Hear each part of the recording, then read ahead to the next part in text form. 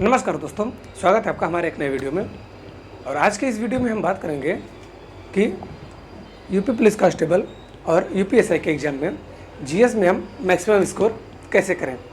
तो उसके लिए दो प्रमुख सवाल हैं जो आपके सबसे ज़्यादा पूछे जाने वाले हैं कि मोस्ट इम्पॉर्टेंट टॉपिक कौन कौन से हैं, और हम अगर 37-38 क्वेश्चन आ रहे हैं तो उसमें 30+ स्कोर कैसे करें, या फिर 40 क्वेश्चन आ रहे हैं तो उसमें 30+ स्कोर कैसे करें।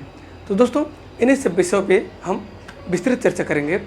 तो अगर आप चाहते हैं कि आपका भी जीएस अच्छा हो जाए तो वीडियो में लास्ट तक बने रहिए, जिससे आपके सारे डाउट क्लियर हो जाएंगे। क्योंकि मैं जो यूपीएसआई का हुआ था उसका पूरा जितना भी आया था क्वेश्चन, उसका पीडीएफ डाउनलोड करके उसके अलग से लिख करके, उसके बाद यूपी पुलिस कांस्टेबल के जितने एग्जाम हुए हैं उसको डाउनलोड करके पीडीएफ उसको अलग से नोट करके, तब मैं उसमें छाँट बीन के अच्छे से तब लेकर आया हूँ इम्पोर्टेंट टॉपिक।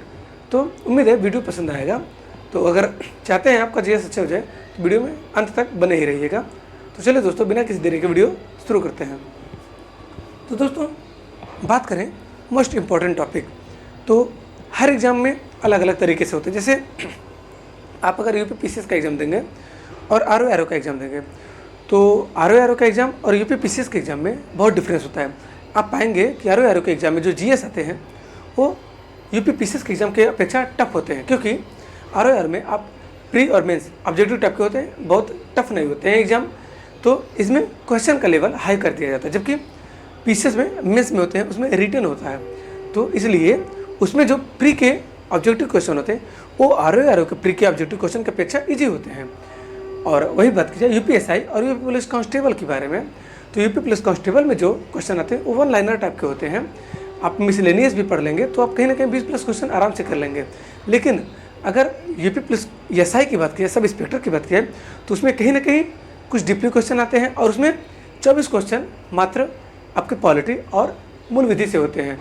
तो उसमें history, geography, science, economics, current affair का ज़्यादा रोल नहीं करता है सब इंस्पेक्टर के एग्जाम में। जबकि यही आप देखेंगे यूपी पुलिस कांस्टेबल के एग्जाम में, तो इसमें मेन रोल क्या होता है, मेन फैक्टर इसमें होता है दोस्तों कि यूपी पुलिस कांस्टेबल के एग्जाम में आप देखेंगे कि हिस्ट्री से 3 से 4 क्वेश्चन, यूपी स्पेशल से 6 से 7 क्वेश्चन आते हैं, पॉलिटी से 5 से 6 क्वेश्चन आते हैं। तो इस तरीके से क्वेश्चन आते हैं, संपूर्ण सार होता है इसमें। जबकि सब इंस्पेक्टर में आपको सीधे सीधे दे देगा, सब इंस्पेक्टर के एग्जाम में क्या देगा दोस्तों, 16 क्वेश्चन पॉलिटी से, ठीक है। सब इंस्पेक्टर के एग्जाम में 16 क्वेश्चन पॉलिटी से, 8 क्वेश्चन आते हैं आपके मूल विधि से आते हैं। कितने हो गए, 24 तो आपके यहीं से बन रहे हैं। तो दोस्तों 40 में 24 मात्र 2 टॉपिक से आपके आ रहे हैं, तो बाकी कितने बचे, 16 क्वेश्चन। अब 16 क्वेश्चन के लिए आप इतिहास, भूगोल, विज्ञान, इकोनॉमी, करंट अफेयर, मिसलेनियस, इतना सारा पढ़ना पड़ेगा। तो आप खुद बताइए होशियारी किस में है, पॉलिटी और मूल विधि पढ़ के 24 में 20+ क्वेश्चन करना, या फिर तमाम चीज़ें पढ़ के आपको 16 में 10+ सही करना। होशियारी तो इसी में है कि पहले पॉलिटी और मूल विधि कंप्लीट किया जाए। तो इस सब इंस्पेक्टर की बात की गई। अब अगर बात करें हम अपने कांस्टेबल के लिए, तो उसमें दोस्तों क्या करना है, अगर आप चाहते हैं कि सब इंस्पेक्टर का साथ साथ आपका कंप्लीट होता जाए, कि आपका सब इंस्पेक्टर का एग्ज़ाम अगर आ जाए तो उसमें भी आप कहीं ना कहीं फाइट कर सकें, आप कंपटीशन में खड़े हो सकें, तो सबसे पहले किस पे फोकस करना है आपको, फर्स्ट प्रायोरिटी आपकी होनी चाहिए पॉलिटी। क्यों, क्योंकि पॉलिटी से 5 से 6 क्वेश्चन आते हैं कांस्टेबल के एग्ज़ाम में, 16 क्वेश्चन आते हैं वहीं आपके सब इंस्पेक्टर के एग्ज़ाम में। और भी एग्ज़ाम देंगे तो उसमें भी क्वेश्चन बनते ही बनते हैं, तो इसका वेटेज सबसे हाई है। अगर आप पॉलिटी पे ज़्यादा ध्यान देंगे तो कांस्टेबल के एग्ज़ाम में 5 क्वेश्चन आपके सही हो जाएंगे। अब पॉलिटी में कहाँ फोकस करें दोस्तों, कुछ इंपॉर्टेंट, जैसे अनुच्छेद 1 से लेकर 51 तक, ठीक है। इसमें क्या क्या आते हैं, इसमें आपके आ जाएंगे भारत एक राज्य है, उसके संघ, ठीक है, राज्य संघ आ जाएगा। उसके बाद क्या आएगा, मौलिक अधिकार आ जाएगा, नागरिकता आएगा, नीति निर्देशक तत्व आएंगे। तो अनुच्छेद 1 से लेकर 51 तक, मात्र 1 से लेकर 51 तक इतने आपको पढ़ना है। फिर क्या पढ़ना है, आपको राष्ट्रपति पढ़ना है, महान्यायवादी पढ़ना है, महालेखा परीक्षक पढ़ना है। आप चाहे तो कॉपी पेन लेके नोट करते चले जाइए। 1 से लेकर 51 अनुच्छेद याद करना है। उसके बाद क्या, राष्ट्रपति, महान्यायवादी, महालेखा परीक्षक, महाधिवक्ता, इतने हो गए। फिर सुप्रीम कोर्ट और उनके जो जजों की नियुक्ति होती है वो किस प्रकार से होती है, इनको पढ़ लेंगे। और लास्ट पंचायती राज व्यवस्था। एक ऐसे टॉपिक होते हैं ना, इनसे क्वेश्चन ज़्यादा पूछे जाते हैं। पंचायती राज व्यवस्था से आप देखेंगे तो किसी भी कंपटीशन का आप पेपर उठा लीजिए, पंचायती राज व्यवस्था से क्वेश्चन, अगर पॉलिटी आ रहा है तो पंचायती राज व्यवस्था से क्वेश्चन आएंगे। तो पॉलिटी में मात्र 5-6 टॉपिक ऐसे हैं जिनसे क्वेश्चन हर साल बनते हैं। तो पहले उन पे आप अपनी पकड़ मजबूत बनाइए। अचानक आप चाहेंगे ना कि आपको पूरा याद हो जाए, लुसेंट याद हो जाए, पूरा पॉलिटी याद हो जाए, पूरा हिस्ट्री याद हो जाए, तो नहीं याद होने वाला है। धीरे धीरे स्टेप बाय स्टेप आप चलिए। पहले अनुच्छेद 1 से लेकर 51 तक पढ़िए, उसको समझने की कोशिश करिए, रिपीट करिए, बार बार रिपीट करिए कि अनुच्छेद 1 में क्या है, अनुच्छेद 15 में क्या है, अनुच्छेद 14 में क्या है। कोशिश करिए सीक्वेंस से याद करिए। अनुच्छेद 14 याद हो गया, फिर 15, 16, 17, 18, 19 में आप देखेंगे 5-6 टॉपिक हैं उनको, जैसे 19(1), 19(2), 19(3), 19(4), 19(5), 19(6). तो इस तरह से जब सीक्वेंस से याद करेंगे तो याद होते चला जाएगा। थोड़ा समय ज़्यादा लगेगा इसमें, लेकिन बहुत ही आसानी, एक बार याद हो जाएगा। तो फ्यूचर में आपको जब भी एग्जाम देने जाए केवल आप रिपीट कर लेंगे, अपना नोट्स देख लेंगे तो आपके माइंड में बातें कंठस्थ हो जाएंगी। तो ये हो गई पॉलिटी की बातें। फिर बात करें अब हम सेकंड प्रायोरिटी किस पे देनी है। तो second priority UP police constable के लिए आप देनी है यूपी स्पेशल। यूपी स्पेशल पे क्यों दोस्तों? क्योंकि 6 से 7 क्वेश्चन आते हैं। आप उठाइए क्वेश्चन, आप देखेंगे 6 से 7 क्वेश्चन इससे आते हैं। तो आप साइंस का देखेंगे 1 से 2 क्वेश्चन, मात्र 1 से 2 क्वेश्चन आए, तो बताइए साइंस पढ़ेंगे या फिर यूपी स्पेशल? जिससे ज़्यादा क्वेश्चन आने के चांसेस हैं। मान लीजिए आप विज्ञान पूरा पढ़ लिए, 2 क्वेश्चन आए, अगर दोनों क्वेश्चन आपके पढ़े हुए में से ना आए तो क्या करेंगे आप? बेकार है ना वो क्वेश्चन। तो यूपी स्पेशल आप पढ़ेंगे तो 5 से 6 क्वेश्चन आएंगे। तो मोस्ट प्रायोरिटी इसको देनी है, पॉलिटी, फिर यूपी स्पेशल, क्योंकि 5 से 6 क्वेश्चन आएंगे। तो ऐसा तो है ना कि आप इतना ज़्यादा पढ़ लेंगे कि एक भी क्वेश्चन आपके अटेंड नहीं हो पाएंगे। 5 क्वेश्चन में अगर आप 3 भी कर लेते हैं तो सही है ना, आपका लगभग 20-60% आपका सही हो जाएगा। तो polity, UP special. UP special में क्या? यूपी स्पेशल में आपको इसकी पूरी राजनीतिक व्यवस्था देखनी है कि कितने ज़िले हैं, कितने अनुभाग हैं, कितने मंडल हैं, कितने गांव हैं, कितने इस विधानसभा में जाते हैं, कितने विधान परिषद में जाते हैं, कितने राज्यसभा में, लोकसभा में, यूपी की नौ जो है नियुक्तियाँ कौन कौन सी हैं, यूपी के सीएम कौन है, यूपी के राज्यपाल कौन है, यूपी के वित्त मंत्री कौन है।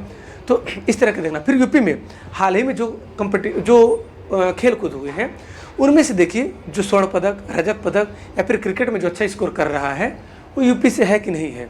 तो जो यूपी से है उसको देखिए।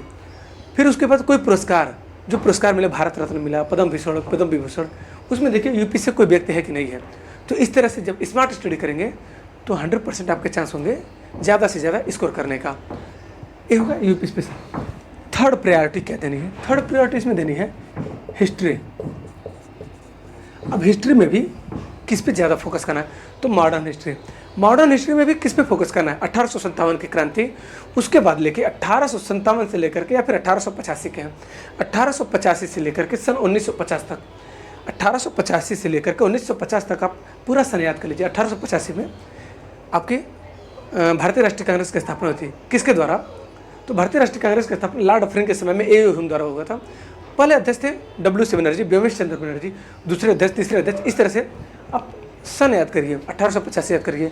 फिर उसके बाद याद करेंगे आप 1905 बंगाल विभाजन, 6 याद करिए, 7 याद करिए, 8 याद करिए, 9 याद करिए, 10 याद करिए। इस तरह से आप सीक्वेंस में याद करेंगे तो बहुत ही आसानी से याद हो जाएंगे और बहुत ही मज़ा आता है इसको पढ़ने में। तो हिस्ट्री में फर्स्ट प्रायोरिटी मॉडर्न हिस्ट्री। तो उम्मीद है समझ में आ रहा होगा जो कहना चाह रहे हैं। ऐसी चीज़ नहीं याद होगा कि आप पूरा लेक्चर सुनते जा रहे हैं, वीडियो देखते जा रहे हैं, किताब से पढ़ते जा रहे हैं, दिमाग में घुस ही नहीं रहा है, क्या समझना है, क्या पढ़ना है, कुछ समझ में नहीं आ रहा है। तो पहले उसको पढ़िए जिससे क्वेश्चन ज़्यादा आएंगे। पॉलिटी, फिर यूपी स्पेशल, फिर हिस्ट्री में भी मॉडर्न हिस्ट्री आप उठाइए। मॉडर्न कंप्लीट हो गया, बहुत अच्छी बात। आप आइए फिर प्राचीन इतिहास पे आइए, क्योंकि मेडिवल हिस्ट्री से बहुत कम क्वेश्चन आते हैं, वो भी चुनिंदा टॉपिक से आते हैं। फिर प्राचीन इतिहास पे, प्राचीन इतिहास से कहाँ क्वेश्चन बनते हैं? सिंधु घाटी सभ्यता, फिर वैदिक सभ्यता, ऋग्वैदिक काल, यजुर्वेद, सामवेद, अथर्ववेद, इनसे क्वेश्चन आते हैं। उसके बाद कहाँ से आते हैं? उसके बाद क्वेश्चन आते हैं आपके दोस्तों गौतम बुद्ध, महावीर जैन, इन दोनों से क्वेश्चन हर साल एक क्वेश्चन आपको मिल जाएंगे। ये मेरा दावा है कि आप देखेंगे तो महात्मा बुद्ध और महावीर जैन से एक क्वेश्चन हर साल बने हैं। आप उठा के देख लीजिएगा। तो प्राचीन इतिहास में मात्र इतने आप देख लीजिए। और महाजनपद काल भाई आप देख लीजिए, महाजनपद काल में जो 16 महाजनपद है उनकी राजधानियाँ कौन कौन सी हैं।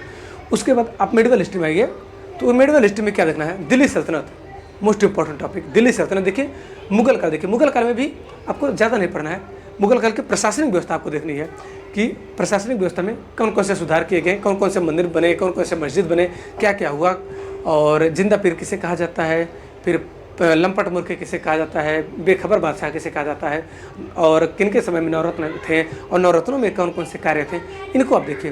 तो हिस्ट्री भी कंप्लीट, इसमें भी 4 से 5 क्वेश्चन आते हैं, यूपी स्पेशल में 5 से 6 क्वेश्चन आते हैं। तो इस तरह से आपको याद करना है, हिस्ट्री हो गया। उसके बाद आपको ध्यान देना है जियोग्राफी पे, जियोग्राफी मतलब भूगोल पे। भूगोल पे आपको क्या पढ़ना है, केवल मिसलेनियस, आपको डिटेल नहीं पढ़ना कि हिमालय का विभाजन कितने भागों में हुआ है।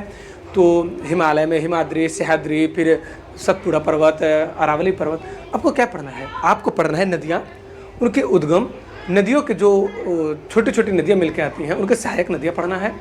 फिर पर्वतों में पढ़ना है, सबसे ऊंचा पर्वत कौन सा, सबसे छोटा पर्वत है, पर्वत किस राज्य में है। फिर झीलें पढ़ना है, झरने पढ़ना है, जलप्रपात पढ़ना है, नदी एवं बांध परियोजना पढ़ना है।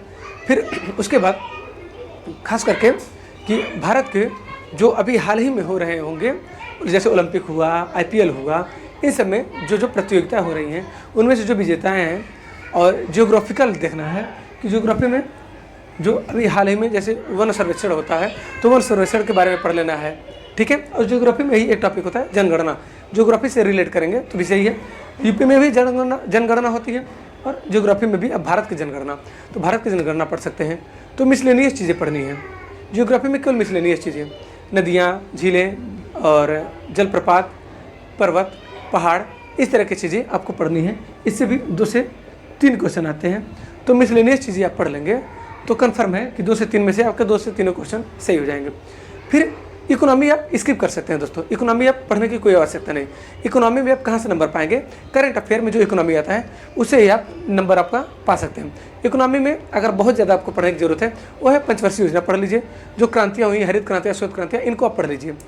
उसके बाद आपका आता है ज्योग्राफी टेबल, अब फिर आप पढ़िए साइंस। साइंस आप पढ़ेंगे तो साइंस में मेन फोकस आपका बायोलॉजी पे होना चाहिए, बायोलॉजी में भी जूलॉजी पे होना चाहिए, जंतु विज्ञान पे आप कोशिका, रक्त, हड्डी, फिर मांसपेशियाँ, इन सब चीज़ों से क्वेश्चन बनते हैं। तो साइंस में पहले उठाना है तो आप उठाइएगा बायोलॉजी, बायोलॉजी में भी जूलॉजी, जंतु विज्ञान, उसके बाद बॉटनी, फिजिक्स, केमिस्ट्री। फिजिक्स से 1 से 2 क्वेश्चन आते हैं, केमिस्ट्री से भी अगर आएंगे तो आएंगे, नहीं तो फिर बायोलॉजी से ही आते हैं, क्योंकि इसमें मैक्सिमम 2 या फिर बहुत से बहुत क्वेश्चन आ जाएंगे, तो 3 क्वेश्चन आएंगे। बहुत ज़्यादा क्वेश्चन पूछेंगे तो 3 क्वेश्चन आएंगे साइंस से। तो आपको समझ में आ रहा होगा मेरी बातें, polity, UP special, history, geography, science. तो इन सब चैप्टर पे पहले आपको फोकस करना है। अब 30+ कैसे स्कोर करेंगे, तो भाई वही तो बताया जा रहा है कि 30+ कैसे आएंगे। पॉलिटी अगर आपके 6 क्वेश्चन आ रहे हैं तो 6 में आप यहाँ 4 क्वेश्चन कर देंगे, यूपी स्पेशल में 5 क्वेश्चन, 5 के लगभग 7 से 8 क्वेश्चन आते हैं, तो इसको मान के चलिए 8 क्वेश्चन में 5 क्वेश्चन कर दीजिए। हिस्ट्री में 4 से 5 आते हैं तो इसमें 3 कर रही है। तो इस तरह से आप जब पढ़ेंगे तभी तो नंबर होगा। कहने के लिए तो मैं कह सकता हूँ कि भाई चलो पॉलिटी में आप 5 क्वेश्चन कर लिए, हिस्ट्री में आप 3 क्वेश्चन कर लिए, साइंस में आप 2 क्वेश्चन, ऐसे जोड़ने के लिए तो मैं बता सकता हूँ कि आप 30+ कर ले रहे हैं। तो केवल व्हाइट बोर्ड पे 30+ होगा, एग्जाम में 30+ नहीं होने वाला है आपका, आपको खुद उसके लिए लगना पड़ेगा, ठीक है। पॉलिटी पहले पढ़िए, जो बताया गया चैप्टर उस पर पहले ज़्यादा फोकस करिए, फिर यूपी स्पेशल पढ़िए, फिर हिस्ट्री पढ़िए, फिर ज्योग्राफी, फिर साइंस पढ़िए, फिर इकोनॉमी पढ़िए। तो इस तरह से डिवाइड कर लीजिए आप। और मेन चीज़ें आप गलतियाँ कहाँ करते हैं, आपसे सबसे बड़ी गलती होती है आप प्रीवियस ईयर क्वेश्चन पेपर नहीं देते हैं। प्रीवियस ईयर क्वेश्चन पेपर आप देखते हैं तो आपको आंकड़ा लग जाता कि हाँ सर क्वेश्चन यहाँ से बन रहे हैं ज़्यादा, तो इस पर ज़्यादा फोकस करना है। आप पहले प्रीवियस ईयर क्वेश्चन तो देखिए। आप लोग कमेंट करके बताइए कितने लोग प्रीवियस ईयर क्वेश्चन पेपर देखे हैं और उसको सॉल्व भी किए हैं, एनालिसिस देखे हैं। तो ऐसे लोगों के जो प्रीवियस ईयर क्वेश्चन देखे हैं, एनालिसिस भी किए हैं, और उनका अभी प्रेजेंट टाइम अगर 90+ हो रहा है तो मान के चलें उनका 100% सिलेक्शन होगा, क्योंकि उनको पता है कि पढ़ना क्या है, छोड़ना क्या है, किस पे ज़्यादा ध्यान देना है। तो दोस्तों जीएस में यही रही विशेष बातें हैं। उम्मीद है वीडियो पसंद आया होगा। वीडियो पसंद आए तो लाइक, शेयर, सब्सक्राइब जरूर करिए, और जो बातें बताई जाए उसको फॉलो करिए, क्योंकि मैं खुद फॉलो किया हूँ। यूपीएसआई का एग्ज़ाम भी क्रैक किया है और अभी आगामी तैयारी भी चल रही है मेरी भी। तो ऐसा नहीं कि जो पढ़ाएंगे हम आपको गलत पढ़ाएंगे, क्योंकि मुझे भी पढ़ना है, मुझे भी कंपटीशन देना है। तो जो पढ़ाया जाता है उस पर फॉलो करिए, तो ज़रूर आप सफलता पाएंगे। तो दोस्तों इसी के साथ वीडियो समाप्त करते हैं। जय हिंद, जय भारत।